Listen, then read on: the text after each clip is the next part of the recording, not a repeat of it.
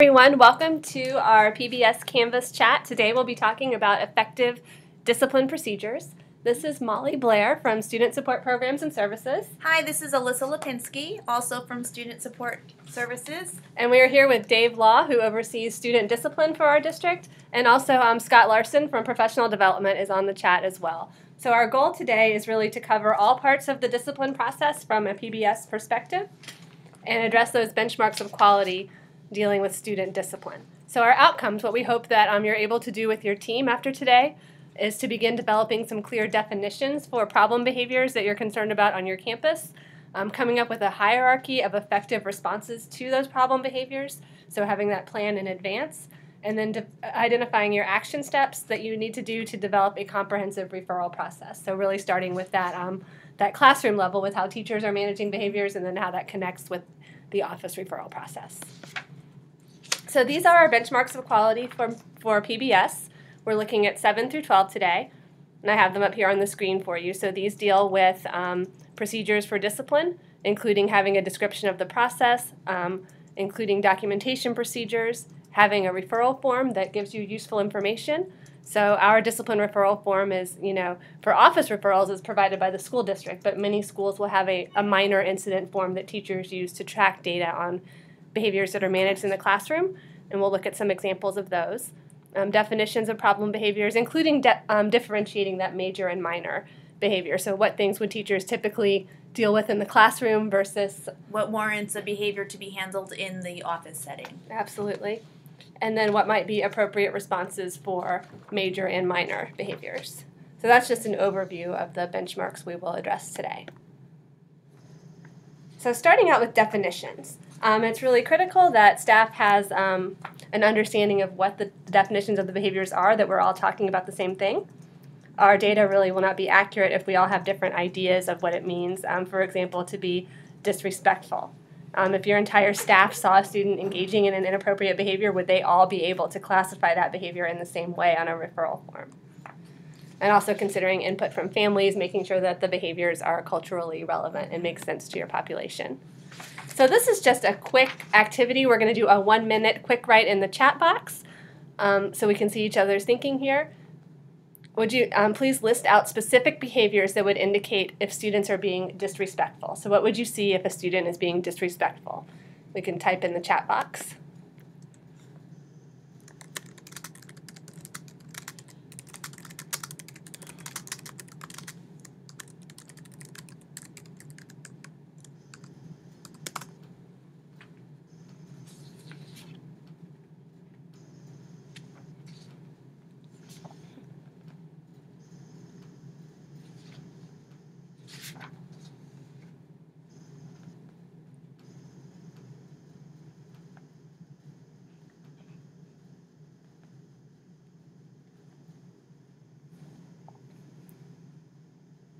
Okay, so we've got some examples: talking out, interrupting, refusing to comply, destroying property.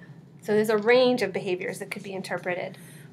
Another question to consider, we're really trying to get the idea across that people, individuals might have their own definition of what disrespectful means, and it's really important as a school staff to come to a consensus and really define and operationalize what disrespectful means in your school. We know that each teacher or staff member have different tolerances or maybe a different interpretation of what disrespectful is, and that's really important, obviously, for then how we handle those behaviors in the classroom, and then how we would intervene later on also with those behaviors. So it's really important to have a consistent definition. So these are some sources for behavior definitions. Obviously, our student code of conduct and our discipline referral form that accompany that have some information about how to define behaviors. There's also a database available from Florida's Positive Behavior Support Project that includes some behavior definitions. You can refer to that on the Florida PBS website. And then at the state level, there's the School Environmental Safety Incident Report System, which includes very specific definitions for some of the more severe behaviors, such as bullying or battery or weapons, with really specific criteria about what those things mean.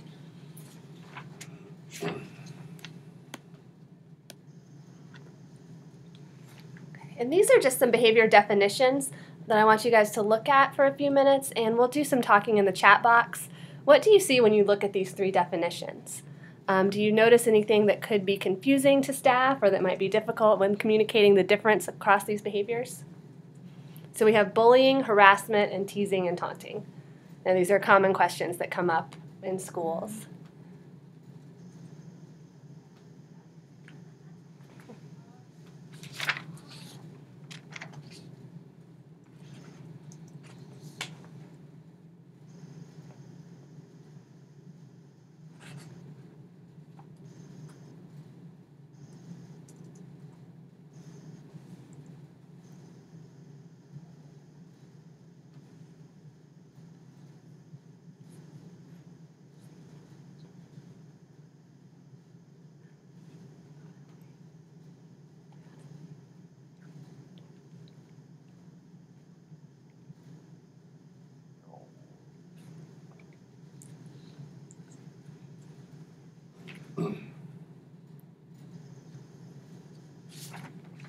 So this is really illustrating some of where behavior can get confusing if we don't have clear definitions. So we have our definitions of bullying and harassment that are set forth in statute. So it's important when we're training and teaching students and staff what these mean that we have the full understanding of that definition and communicate it clearly. So a key feature with bullying, it's systematic and chronic, so it's something that happens again and again. It's not a one-time incident.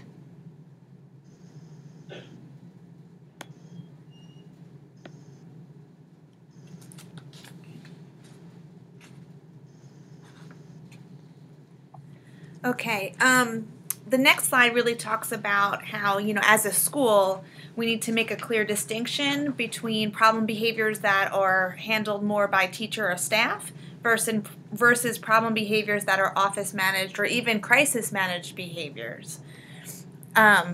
This sometimes takes a lot of work for school teams to come to a consensus on, but it's really important in setting up that hierarchy within your school and that everybody is in consensus as to what behaviors should be managed in a classroom and then what behavior should be managed at the office level.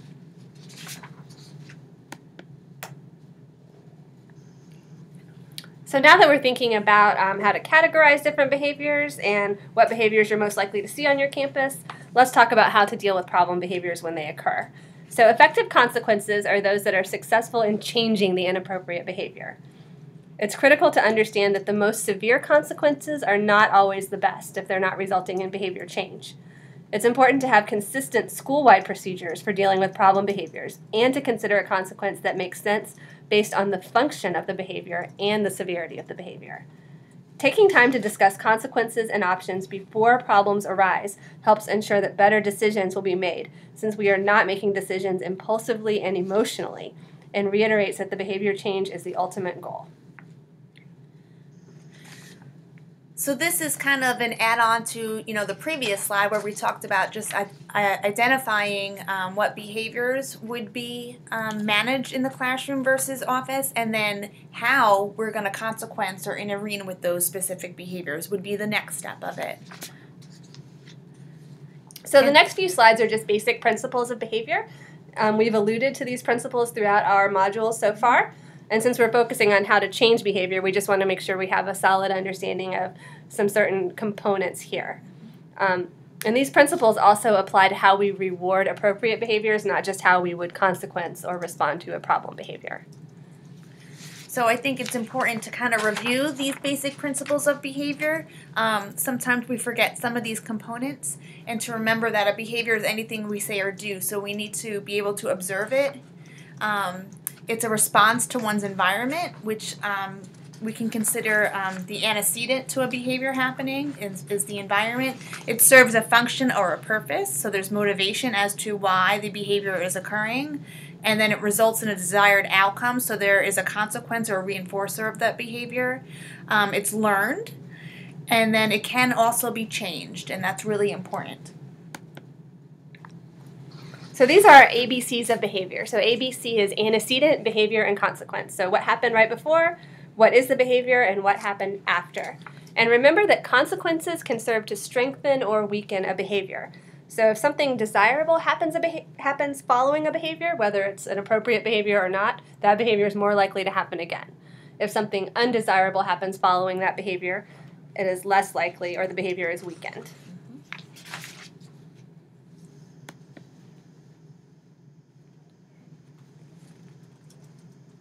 So here's just an example of how to apply the ABC thinking in a Tier 1 situation. Most teachers are used to applying that to individual students. So this can be a shift to thinking about groups rather than one kid at a time. It also shows some good examples of what consequences should be when these behaviors occur. So for example, your antecedent here, limited staff presence in the hallway, and the behavior is pushing in the hallway. So you have a lot of kids who are pushing and not following the safety rules in the hallway. And a consequence there might be an office referral for pushing. Another example here, inadequate teaching of Tier 1 expectations in the cafeteria. So if kids don't know the expectations in the cafeteria, the behavior that's happening here is name-calling during lunch. So they're not following that school-wide expectation about respect. A consequence might be lunch detention for disrespect. So thinking about how we might modify those antecedents, we might be able to increase staff presence in the hallway, reteach cafeteria expectations to hopefully reduce those problem behaviors.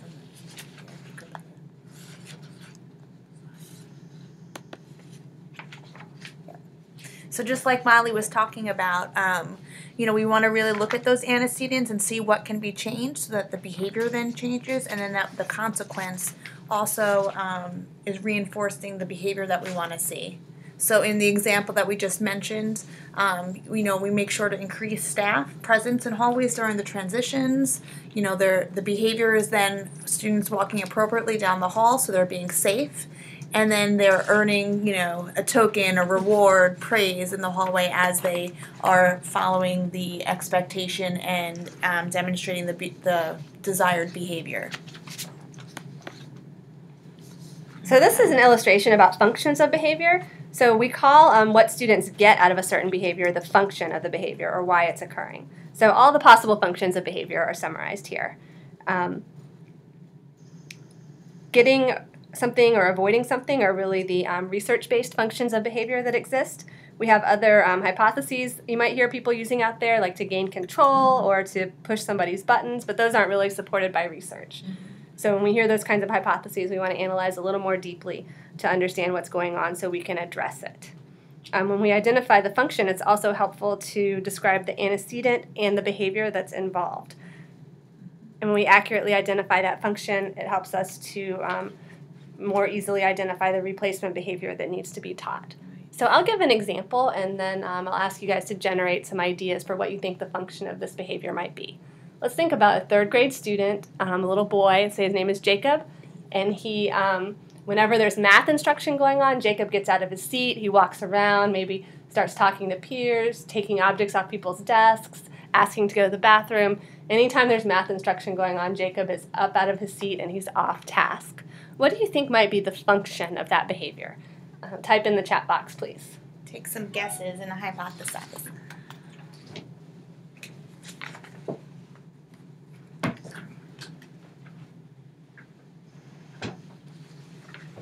Okay, so I hear some ideas that he might be trying to avoid the math work. So some people think it might be because it's not, maybe not his strongest area, or he doesn't have the skills to do it. So that's potential that he's avoiding that work. All right, good thinking. So just a little overview about functions of behavior. It can be helpful to talk with your team about this and talk through some examples with your staff. One other thing about function of behavior also is to kind of keep in mind it could be sensory issues as to why the student's behavior is what it is. So if a room is too crowded, if something's too loud, those types of antecedents also are causes for behaviors as well, and sometimes those get overlooked.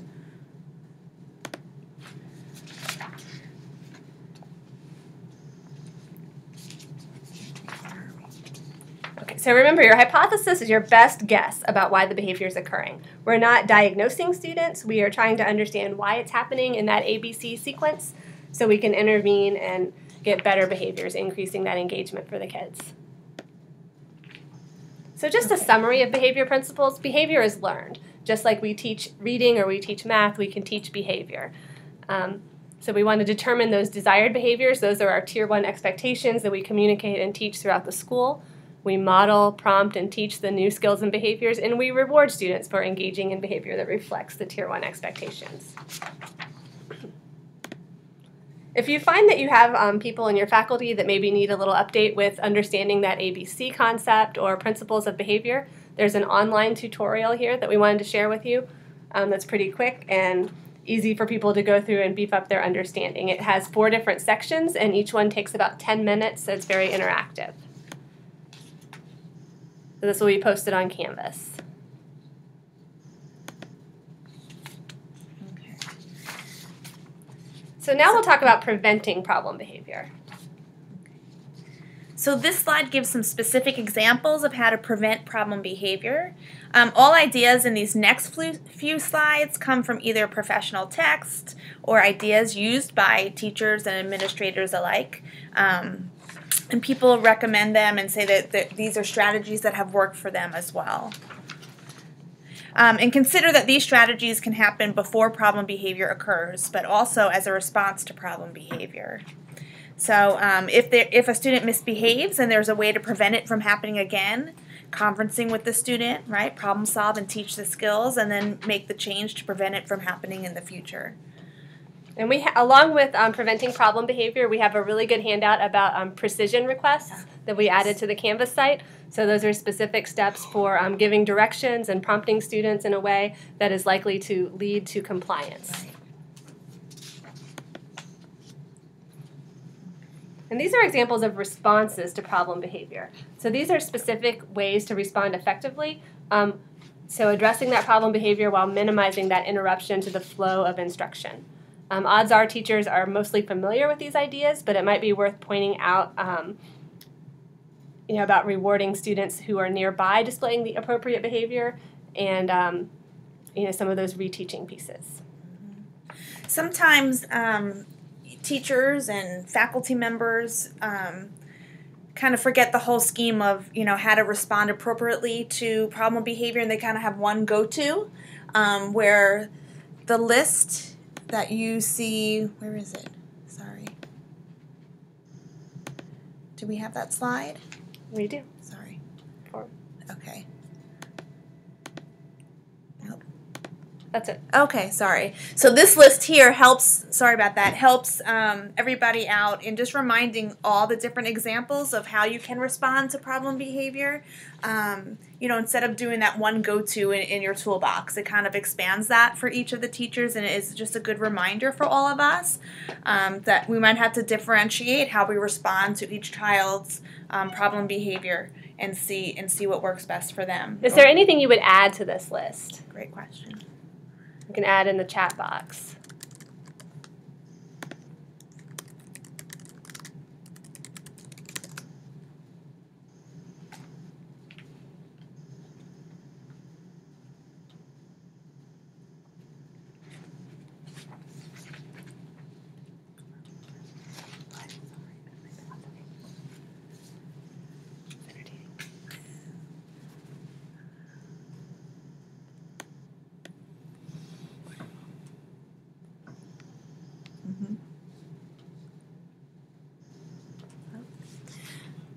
Okay, we're going to move on and talk about the class-wide focus here. Thank you, Karen, for that addition. So positively acknowledging a student nearby who's behaving appropriately. So pointing out the good examples following those expectations. Yeah.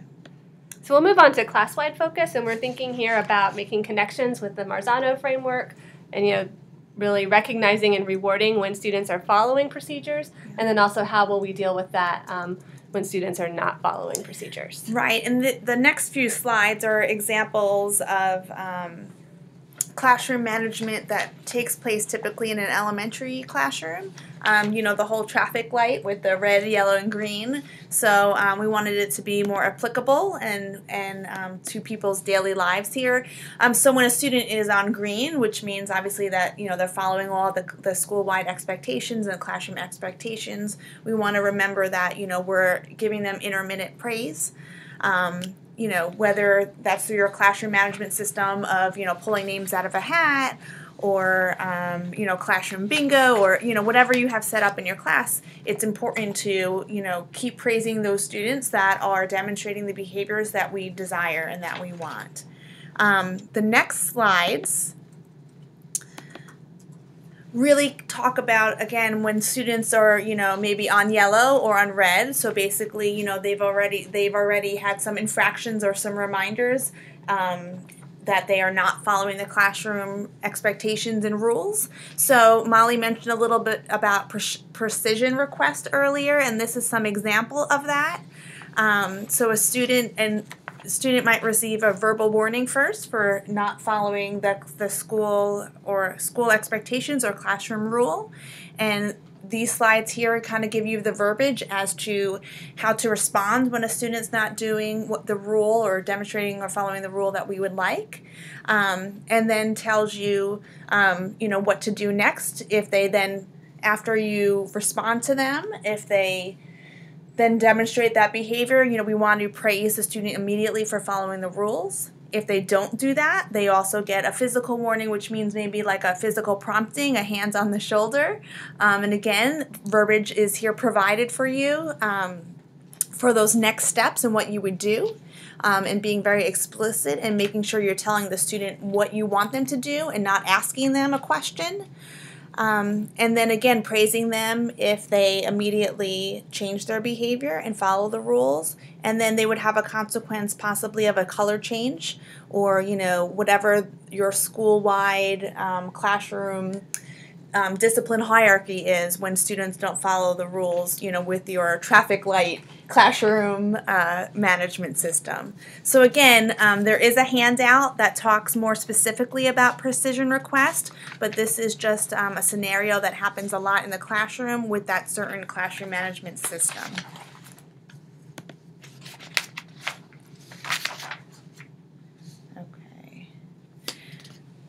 So when we are redirecting or using precision request with our students, we need to make sure that we're consistent in how we're approaching and communicating with our students, that we're stating the behavior expectations. Again, we're not asking them why they're not doing it.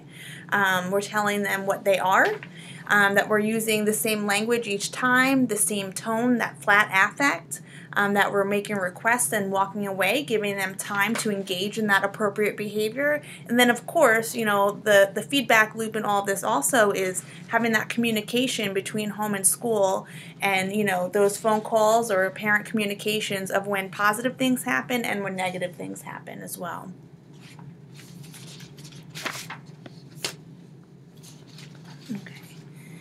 So these are some factors that affect compliance, and we'll take a minute and just brainstorm in the chat box. Are there anything else that you would add to this list? So these are things that might affect students' compliance with classroom expectations or requests. What would you add to this list?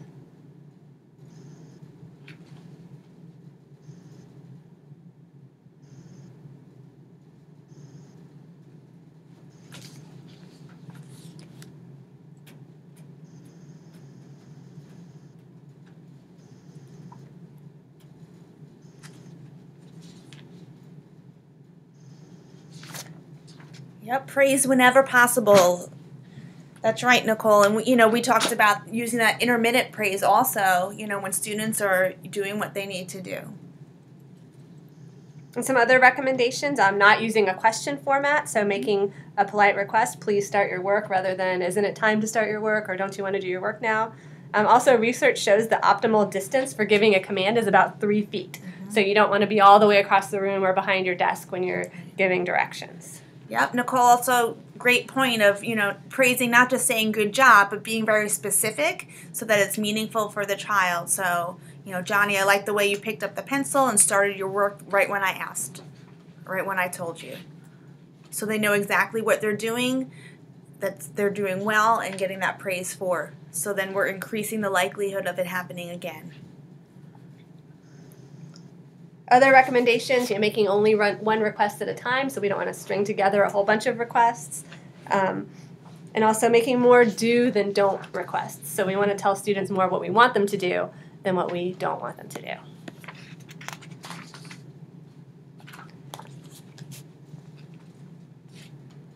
Okay, great suggestion, Scott. Teacher-determined choices for work. So offering some choice and flexibility can increase compliance. So now we're looking at disciplinary actions. So thinking about once either a classroom level or an office referral has been started, so there's been a problem behavior has occurred and we're needing to respond to that, what are some actions we could take? So these are just some examples of possible disciplinary actions. If we're considering an effective strategy, we want to ask what will be effective intervention and based on what we know about the student and the situation. So we want to look at what will be effective, what will really change that student's behavior, and it's not always going to be the same thing for every kid.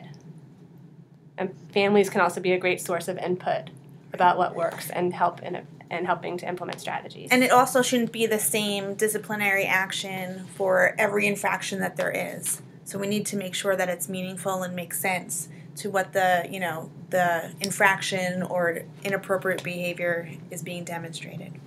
Are there any kinds of disciplinary actions that you think might be overused or that we use a lot in schools that really aren't that good for students? Somebody mentioned OSS. Yeah, we're going to talk more about OSS in a minute, but that's a big one, especially remember back to those functions of behavior when we talked about escape or avoiding. If we have a student who doesn't want to be in class, doesn't want to be in school, and then we give them out-of-school suspension, we're really not consequencing that behavior appropriately. We're thinking back to our example of Jacob, who was walking around the classroom during math to avoid instruction. What if we sent him to the office every time he did that? Is that going to change his behavior? Nope, we're giving him what he wants. Right. They'll probably do it more. Increase it. So these are some tips for administering a referral. This can be a really challenging time, and sometimes kids who are having a behavior concern will escalate when they're getting a referral. So this is an example of how to give that referral in a calm way that will hopefully result in more compliant behavior. So we want to acknowledge the student's feelings but not argue with them. When the behavior rises to the level of a teacher or office manager referral, following these steps will help us take an instructional rather than punitive approach to the situation. So a quick way to sum this up, we want to identify what the student did wrong and teach them what they should have done and follow the predetermined referral process. And we do that in a way that's just matter of fact, not overly emotional or escalating the situation with the student.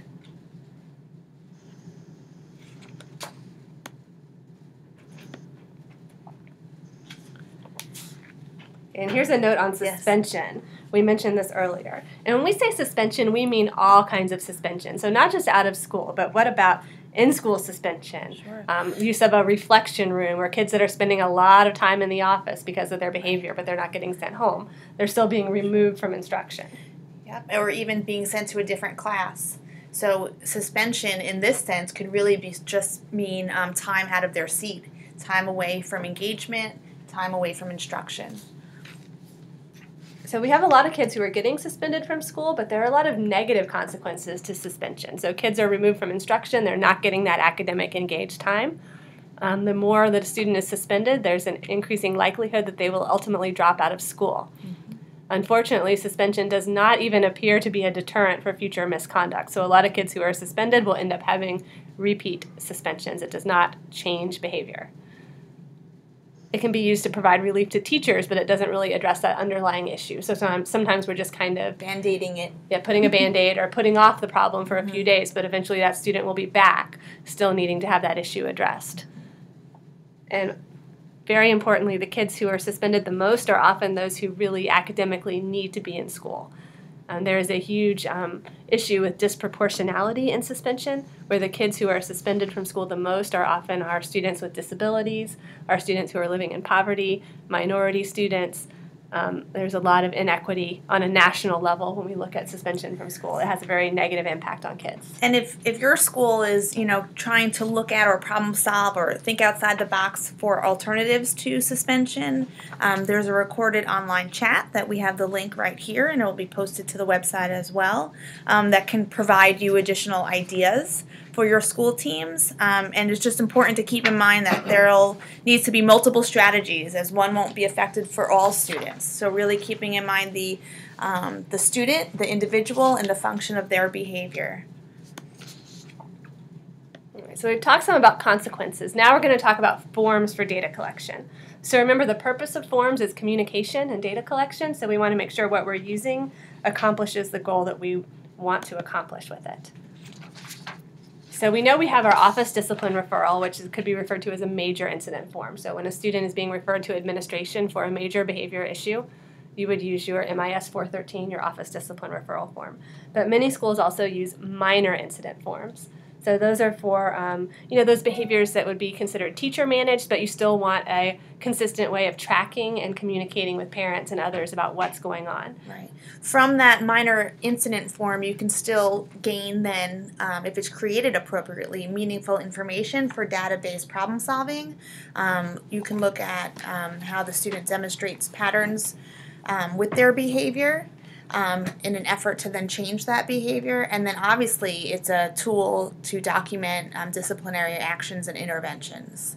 So really important that if a minor incident form is created, that it really gleans all those criteria or all those pieces. And many times we find that people have some misconceptions about the minor incident form, what they are and how they should be used. And a number of schools have them but use them incorrectly. So really with the minor form for teacher-managed behaviors, the emphasis is on gathering that information for problem solving, looking at patterns to change behaviors, and getting those ideas for interventions. It's not something that we would want to just have as another piece of paperwork or making people document every single thing. The point is to have the data we need for problem solving and to be able to communicate clearly with everyone who's working with that child. And again, this is if something is impacting academic engaged time, we want to find a quick and easy way to record it so we track that data and see if the problem is getting better. These are some examples of disciplinary actions that teachers and administrators will use, but they're not always documented appropriately. If the consequences are used, they should be documented. So these are things like timeout, going to a thinking area or problem-solving room, or being sent home early. That's a big one. Kids are missing instruction because of discipline. We want to make sure we're tracking that so we can address it and hopefully keep them in school. So even if we're not calling it suspension on the referral form, if the kid is being removed from instruction, we want to think about how we're tracking that, how we're monitoring, how we're communicating about that. So this next slide really talks about some general considerations for both, our referrals and then our minor or classroom incident forms. So the information on the slide will help answer the questions from the previous slide. So the form should have the information that the teams need to make good decisions. So we need to make sure that we're eliminating extraneous or information, and it really just houses the information that we need to better problem solve and then intervene and then monitor progress from there.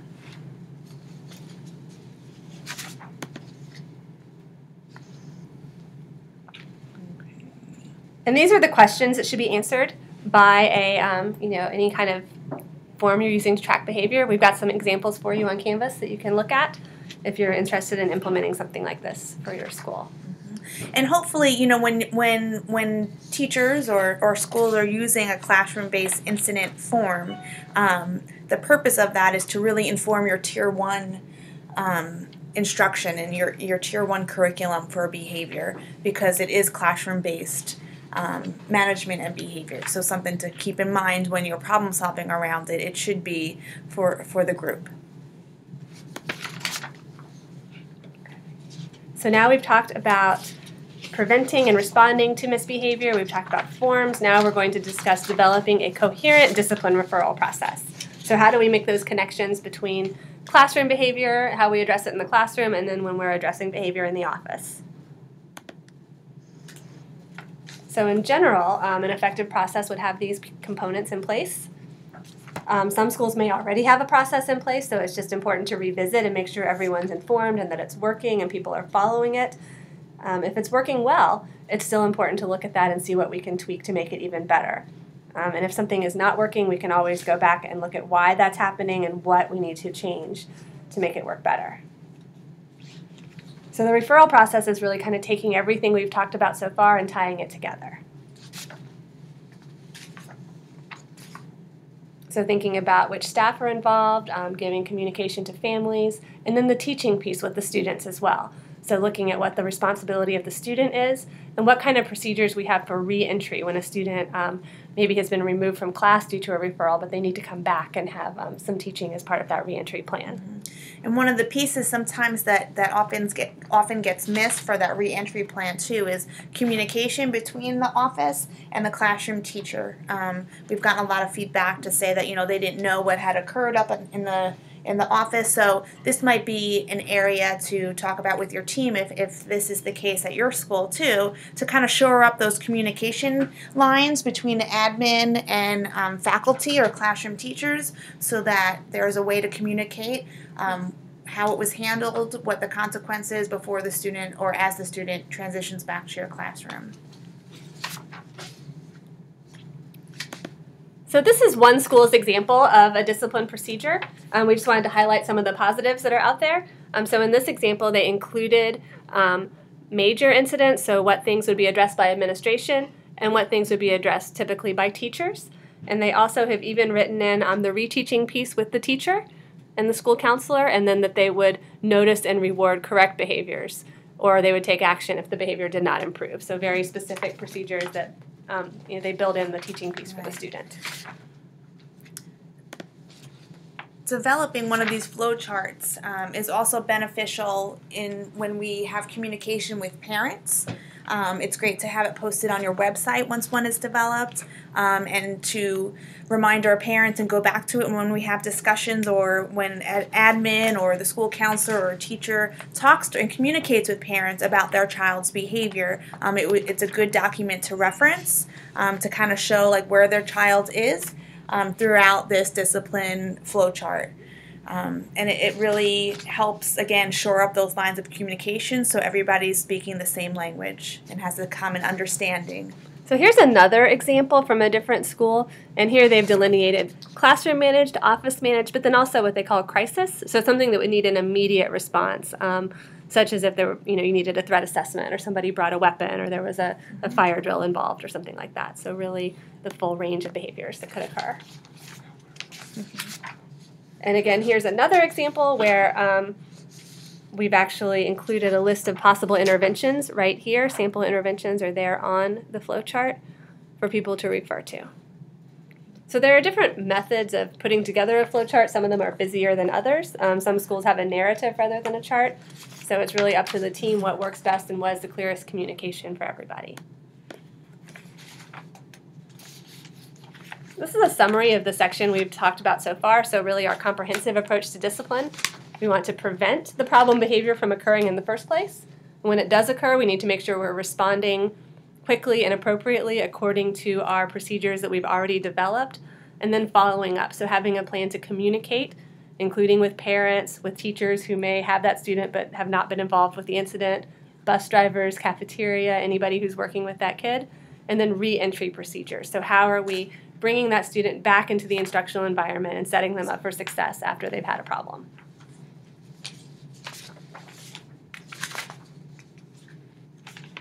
All right, any questions or comments about that comprehensive approach?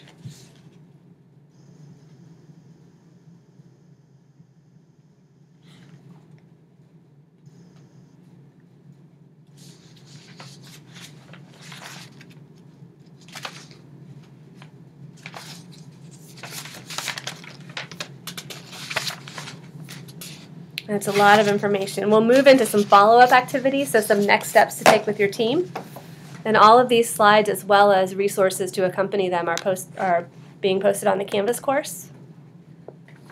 So when you're going back meeting with your team that works on PBS at your school, whatever group that is, depending on where you are with this process, you may want to look at categorizing and defining behaviors. So looking at those behaviors and what is considered teacher managed, what is considered office managed, what's considered a crisis. Right. So, for example, tardiness. Is that something that's managed by the teacher? Do kids go to the office? Is it a crisis? What about teasing and taunting? What about bullying? And also with it folding into that, teasing and taunting, the first time it happens compared to if it happens, a second time, is that then warranted to go to the office, or a third time? So there's a lot of discussion that will go into this with your team, and if you've done it already, you know that to be true, but it can take, several sessions to kind of refine and iron out and make sure that everybody is consistent and in consensus with, what is, like, defining each of the behaviors, and then what is classroom-based versus, office-based versus crisis-managed. So once we have a sense of what the behaviors are and how they're going to be managed, whether that's by the teacher or by administration, we can also look at the disciplinary action grid. So I'll show you what that looks like on the next slide. But if you are familiar with our student code of conduct, we have a discipline matrix, and that tells us at the administrator level what are the possible consequences for a certain behavior.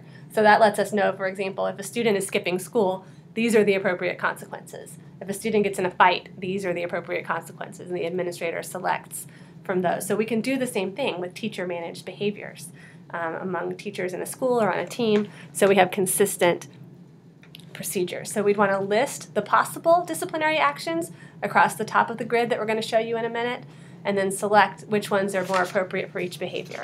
So what that looks like right here, so we've got these are just examples of teacher-managed behaviors. Yours might look different from your school.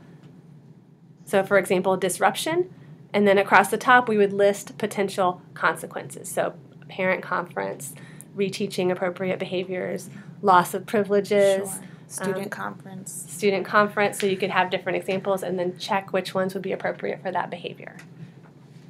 And we have this form posted on Canvas so you can actually see an example of what a school did with their office managed and teacher managed behaviors, and then also this blank grid for teacher managed.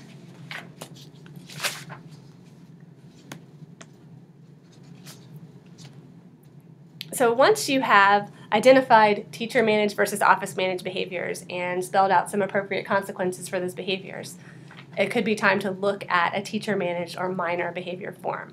So we've got some examples for you on Canvas. There's no need to reinvent the wheel, but you want to make sure you're collecting the information you want to answer the questions for problem solving with your team. So has anybody here developed a minor incident form or used one in the past?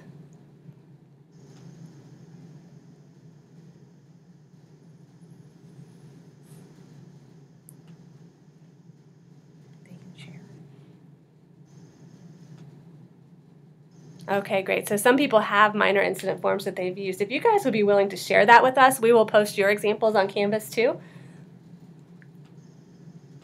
So we always like to have multiple good examples of things that have worked for schools. And as you're developing your form, we're very happy to consult with you or help make suggestions as well.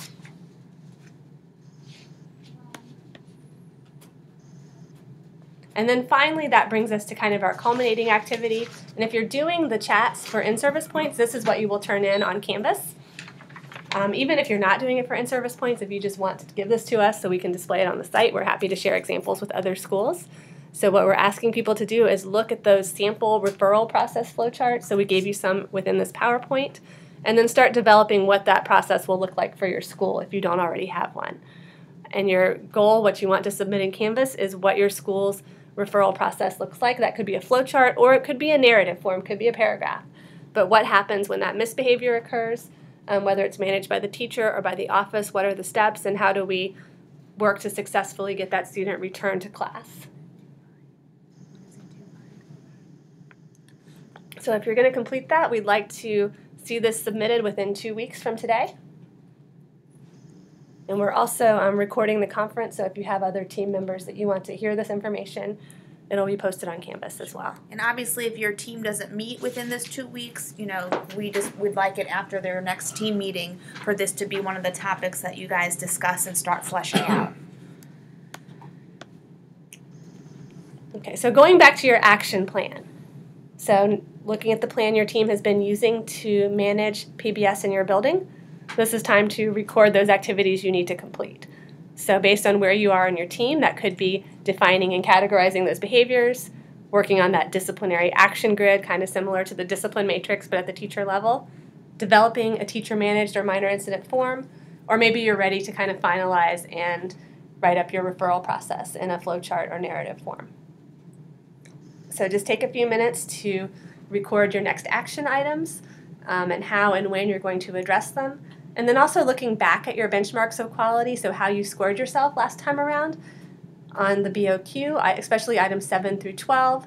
And then also looking 42 through 48 are about classroom systems. So connecting those back with the discipline, if we have any low scoring items within that range, it would be a good idea to look at how we're addressing them within our action plan.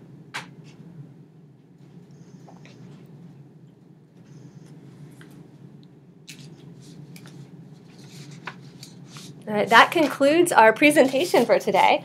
We're available. We'll stay online for a little bit longer in case anybody has questions or anything they would like to discuss. Thank you, everybody, and have a great Friday and a great weekend.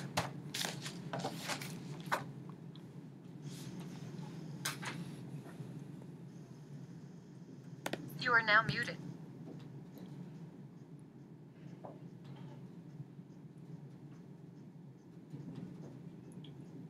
Here, go down. Is there more people?